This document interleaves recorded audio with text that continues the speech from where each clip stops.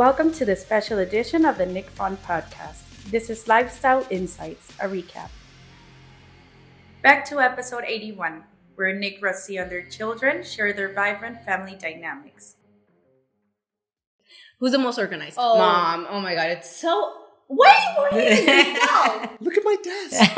That she literally organized. Okay, I agree with that. Who spends more money? Because she owns it. Yeah, like literally she like spends it on bags, you know. And it's well deserved. Yeah. Hey, don't justify the spending. I'm justifying because it's her money I'm wasting too. Yeah.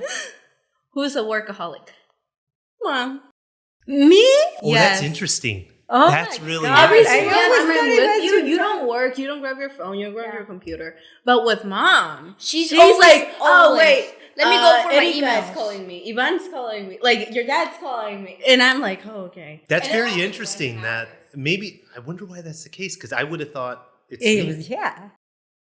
Okay. Well, that Their was what was perception. interesting is when we were on our last vacation in New York at a restaurant, we were doing a similar type of thing, and there were some other answers the kids gave that we were surprised Yeah, at. I thought we used all the questions. No, these are new No, ones. these Yeah. are new. Very interesting. To whom would You tell a secret. Who would you tell a secret? That depends how deep the secret is, but I would tell Mom. Apart, like she gives. I'm sorry. You tell like your Better best friend or advice. something. Oh, yeah, for advice. I give the advice. Good advice. And I keep secrets. I'm You good keep at keeping secrets. Yeah. Well, then you tell me. Guess who I just told? Your tia. Yeah. Oh, yeah. You know what she thinks about him? He's not that good. Who drives drives? the best? No, Them. well, yeah. All I have to say is how many scratches are there. Oh, yeah, that's right.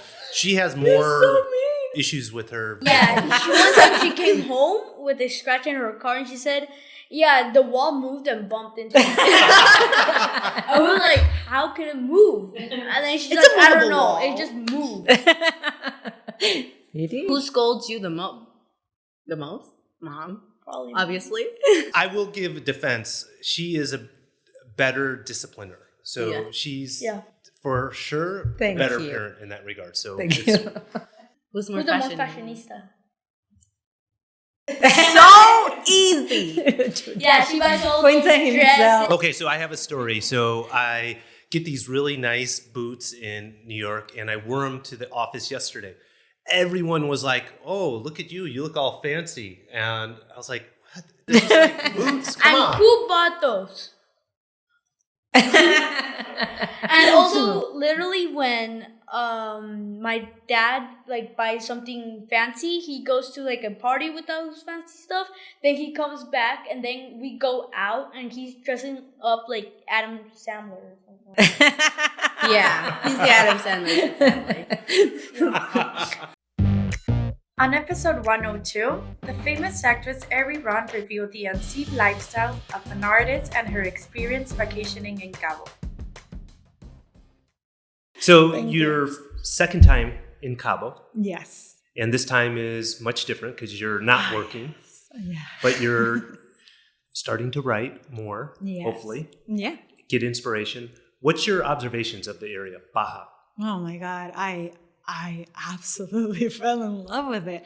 Again, this is my second time, like you just said, but this time being with you guys, with Ronival and at Kibira, it's been a magical experience. Yes. Really, we got here on Sunday night, and you guys from the very first minute treated us so nicely, and then we woke up Monday morning, first thing, like 6 a.m. We see the sun come out from the mountain. Oh my God, it was like biblical. It was like, yeah, exactly. We couldn't believe it. Like we would be like laughing out loud in the apartment, like, oh my God, do you see that? This is like a dream. This is heaven. So we opened how do you call the persianas? The curtains. Yeah, right? the curtains. And oh my God, the view. I'm so grateful. Thank you for having us. And Our pleasure. consentirnos the way that you've been doing, because oh my God, it's been so special. Well, Rocio and her team do an amazing job with the vacation you guys rentals. do. And it's not just because it's you guys. They really treat everyone like that. Yeah, I'm sure. You know, You thought of everything, even like the golf cart, which has been, oh my God, the funnest thing to do ever. So for you guys who don't know, Quibir is like a little town, but it's a big town. And so you're going to find like different, even like resorts within the Quibira complex. And so you can drive with your golf cart everywhere, and you go to the beach, and you go to the pool, and you go to restaurants, and it's really, and you feel safe. Yeah. And there's like a community of very nice people. It's been very, very special. Do you golf? No, not at all. Okay. Because they have an amazing golf course. I know. We've been seeing. Did you go hiking? Yeah, we do. Oh my God. I didn't go. No. I love to hike. I didn't know that you was can hike all around. There's like oh my God. I didn't know. There's a lighthouse, and I don't know if you can still get there because they're doing a great project, the old lighthouse project. But you know the movie Troy with Brad Pitt? Yeah, of course. So they filmed it right there at the old lighthouse. And so in 2002, 2003. So my first time here was 2001. Wow. Okay. Spring break. And I met Rocio on the second night. Wow. At the nightclubs. That's amazing. And then I think it was the next year they started So filming. you were actually on spring break. I was on spring break. So you're like, going to Cabo to have fun. And it's spring break and you time. met the love of your life. Yes. That's so amazing. 17 years, was it? 17 years. 17 years. 2006 we got married. Wow. Yeah. Congratulations. Thank you. 2 kids later. Wow, 2 dogs. 2 cats. Oh my God, we're crazy people like that too. I heard. Have 2 dogs and 1 cat. They're all Mexican, by the way. You adopted them in Mexico City? Yeah. And they've been traveling with us everywhere. That's amazing. It's incredible. I mean, it's a process. It's not that amazing, but I'm so happy that they're Mexican. In episode 16, Wayne Bisbee shared the captivating world of a competitive fishing and the history behind the world-famous tournament. Today's special guest is Wayne Bisbee. Welcome, Wayne. Thanks, Nick. Appreciate. Happy to be here. Wayne, a lot of people know you. A lot of people don't. A lot of people know your last name, Bisbee. Why don't we start off with when was the first time that your family came to Cabo? Gosh, the first time would be my dad, of course, and that would be in the mid-'70s. Well, no, early 70s. It was 3 years after they built the Transpeninsular, highway. So he came down in probably late 69, 70 would have been his first trip. Okay. And then my first trip was 1975. And so you were a kid. Of course, that's my story, and I'm sticking to it. I was 3 years old. I was in junior high school, 11 years old in 75, and drove down, first trip driving down, and turned it into a 1-month spring break. And we were just talking, Greg Willis, our sales director in Ronival, knows you. You guys are friends, and tell us about the history with you and Greg. Oh gosh, Greg and I go way back. We go back to the late 70s, early 80s, and he was boat captain down here. I was actually in the mid 80s, 84, 85, running the moorings down here, because back in the day there was a marina. You would have never conceived a marina here. And so my dad had the concession for moorings. We had 110 moorings in the peak, and you rented them monthly, and so I was running the mooring company for a few years, and Greg at the time was a boat captain, and back then there wasn't 480 boats down here. You've got 60, 70. So it was a very small community of boat captains, deckhands, and kind of transplants, that were mostly U.S. guys, and we're all buddies. So Wayne, were you living here at that time? At that time, I was living here. Okay. So 84, 85, mid-80s, I was living here full-time, and then, oh gosh, the family's always had a house down here since 1970-ish. So tell us about the Bisbee tournament. When did it get started? Tell us stories about the origin. I'll condense it, because it's our 41st year, and 41 years, you got a lot of stories. I can sit here and I'm known to talk too much anyway. Started in 82, First tournament was 6 boats, $10,000 in prize money. Well, I don't know how candid. It was my dad and 6 buddies sitting at the Marty Cortez bar. Beer muscles came out. I can fish better than you, and 10 grand gets put down on the bar. That was it. Let's go do a tournament.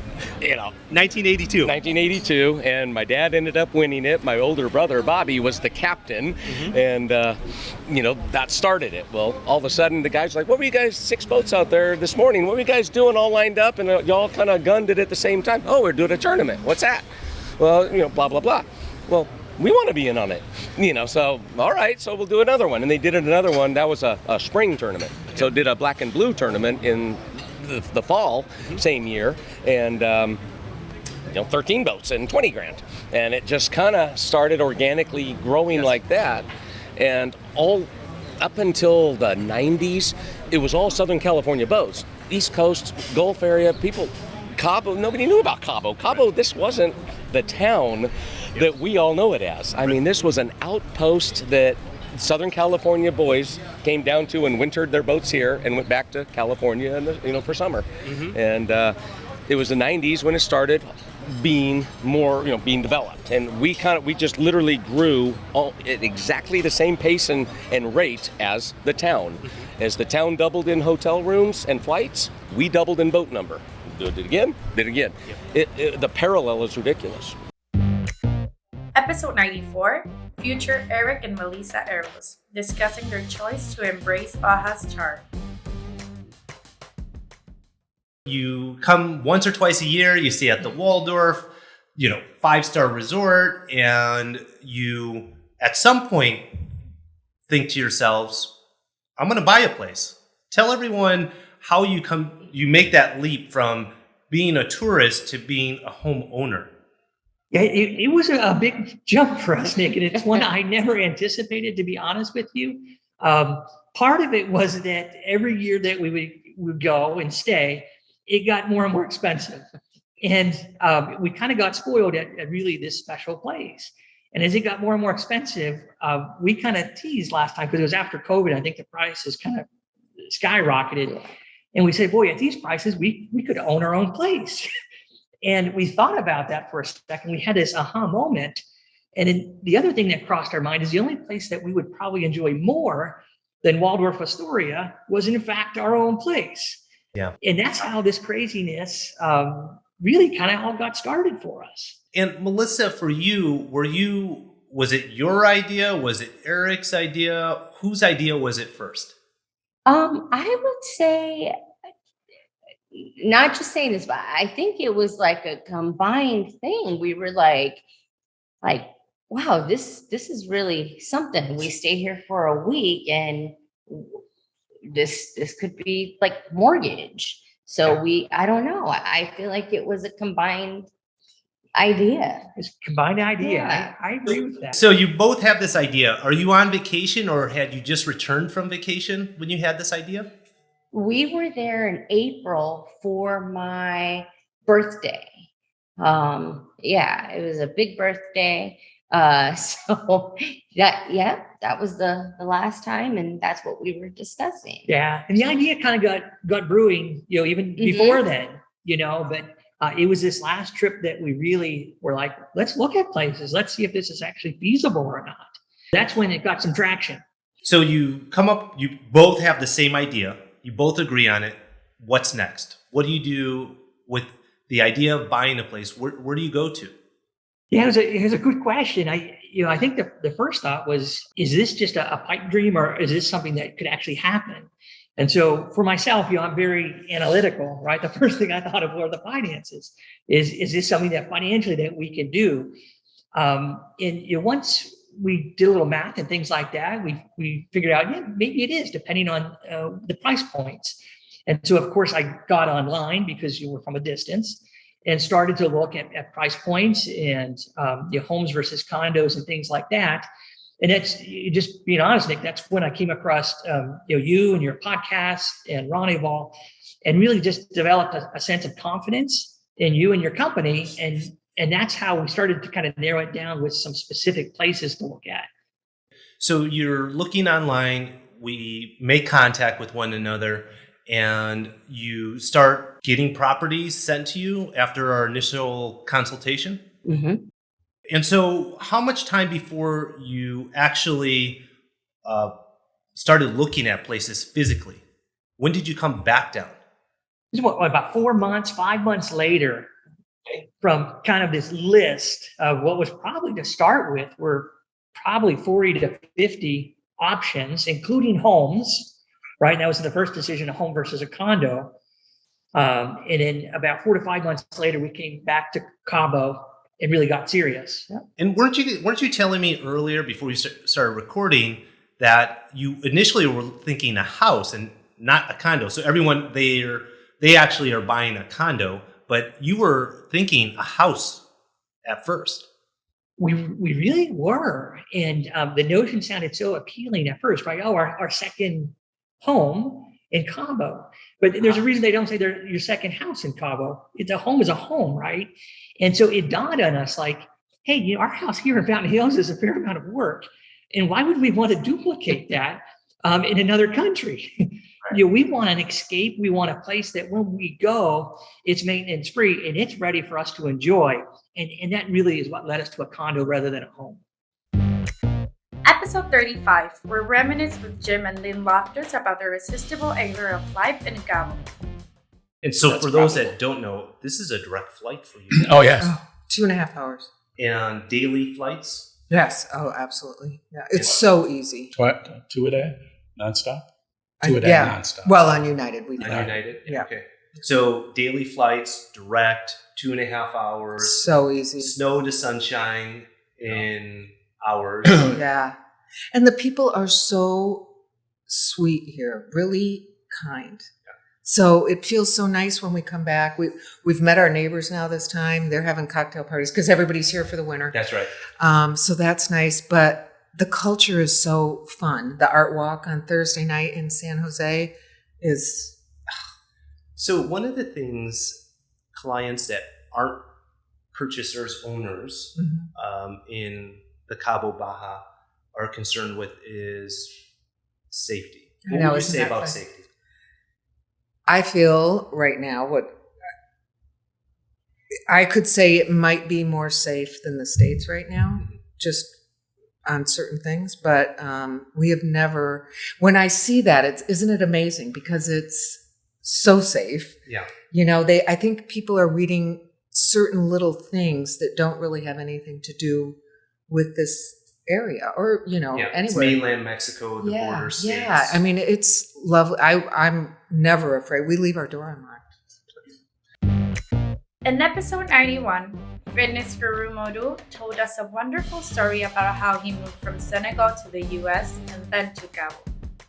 So you're an instant success training people in LA at 24-hour fitness. When did you come here for the first time in Cabo? So in 2000, actually the gentleman who brought me here, one guy because the word was out, even though LA was big, I was training a lot of celebrities already, a lot of people who are upcoming actors, that type of stuff. And this guy was tried to be an actor, and models. I was training a lot of models. So because my style of training was about not being bulk, but more like, fit. I have this saying, it's not about how big you are, but how fit you are. Right. And so random people were just sending people, and they would watch me how I train. They would approach me. So one day, this guy called me, say, man, they give me your number. I want to try out your training. I gave him one session. 1 hour later, he called me, say, I want to train with you 6 times a week. You know what I mean? I don't care how much I'm paying. So I got him in a crazy shape. So one day he told me I'm going to Mexico. I don't even bother ask some question. I'm not, I don't get into people's life, try to wear the type of that. I don't know much about Mexico, So he came, he said, man, hey, and after a month later, he called me, say, man, I thought I was going to be here for 3 weeks, come back to training, but I'm stuck here because I'm buying some businesses and stuff. Do you mind if you come here, train me for like 6 months? I'm like, you crazy? Hell no. Why would I go from third world country, come to the US and go back to the third world country? The little I know, again, you just like think like, Yeah. So there was no way. I'm like, my family gonna really kill me if now I tell them I'm moving to Mexico. So I'm like, no way. And you know I have too many clients here in Mexico. So I'm like, I can come for a week to train you, then write your program, then go back to LA. Okay. He said, better than nothing. So I came to Cabo right before I came. 1 week, that's when the swine flu hit. I was like in 2018, 2009. I remember that. The whole gym saying, don't go, because it was all on CNN, don't go to Mexico. Yes. The whole gym is like, what the heck, you're going to Mexico, you're going to die, again, we are brainwashed, And I was a bit concerned, but also I call him, I'm like, dude, because all the news said don't go to Mexico. He said, bro, if you don't want to come, I understand, but really, man, what the media is saying and what is totally different, man. Yep. This is Cabo. There's nothing. That's the first time I heard Cabo. Right. You know what I mean? This is like in 2008. Uh-huh. I'm like, I trust him. I'm like, I'm going. Renowned architect Alex Tapia in episode 98 talked about what it was living in Cabo a few decades ago. But Alex, so you've been in the area for how long? I've been in Cabo the last 45 years. I was the second architect who arrived to Cabo. Jeez. Yes, so we have seen many things. And I say I'm very happy that I was part of this transformation because we were asked to do homes in the old style, in the, Mediterranean or Almudéjar styles. And many of the different developments, they have regulations who make you do that. Right. Per se. So you have to have a pretty good lengthy fights to even make open a little bit that style. But looks like the clients have now changed a little bit their scope of the things that they are looking for. So 45 years ago when you came here, you were coming from where in Mexico? I came from Mexico City. All right. And this place had 5,000 people. 5,000 people. And it was incredible. As it is today, it was paradise in those days. Mm-hmm. No, we didn't have no pavement on the roads, but nobody needs it. Right. Everybody waits for the other to stop and go on. These kind of things we miss nowadays. Right. And of course, everything was very different. We didn't have the supplies either.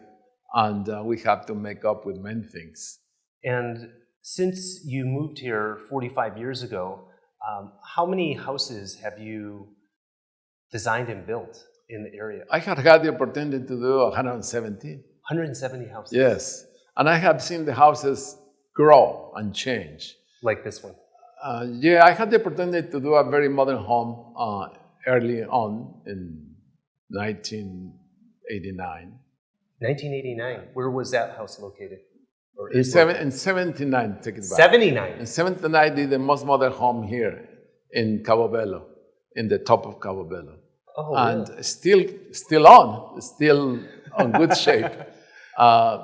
And then since 89, this is very interesting information, all the homes grew. They were first small homes for fishermen who came without wives to to have a good time and go fishing and so forth. But when the golf courses arrived and the wives incorporate into the action, the houses suddenly grew. Yes. So from 89, we have done homes better than 10,000 square feet. Jeez. So everyone. That's incredible. And the evolution, that's interesting that they started small and they started growing in size. Well, with the area, see, now the area has accomplished with so many things that homes like this need. Yeah. Yes. Finally, Brighton West from Retire Early in Mexico and his swift decision to buy a house in La Paz in episode 42. For my wife's birthday, I heard there was this place called La Paz. I actually read about it in a blog, and I was like, "Well, let's just go here for your birthday." It was right before COVID hit that February, and my wife's like, "Well, let's hire a real estate agent," and she essentially said, "Let's hire a real estate agent to give us a free tour of La Paz." And I was like, "That's kind of rude." You're one of them. I'm one of those, exactly. So we did. Jim McDonald, who's been on your podcast. Yes. And sure enough, first house he showed us, we bought. First house? The first house he showed us, it was not on our radar whatsoever. We just It was really close to his office. I think that's why he showed it to us. And we're like, this is great.